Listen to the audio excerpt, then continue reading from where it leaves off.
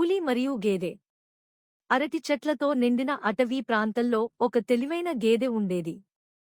ఆ గేదె తన చిన్న కూనతో కలిసి అందమైన గడ్డి భూముల్లో తిరిగి ప్రశాంతంగా జీవిస్తూ ఉండేది. ఒకరోజు ఆకలితో బాధపడుతున్న ఒక పులి ఆ గేదెను చూసింది.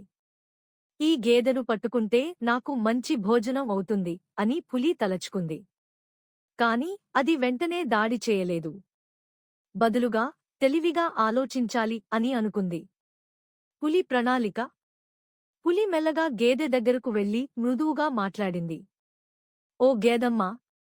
నీ బలం గురించి చాలా విన్నాను. కాని నిజంగా నువ్వు నన్ను ఓడించగలవా? ఒక చిన్న పోటీ చేద్దాం. గేదె కోపంగా తలూపి, ఏ పోటీ? అని అడిగింది. పులి ఇలా చెప్పింది. గేదె యొక్క తెలివితేటలు. పులి అంగీకరించింది. అది మెల్లగా 1, 2, 3 అని లెక్కించసాగింది. కాని ఆ గేదె అక్కడి నుండి పారిపోయింది.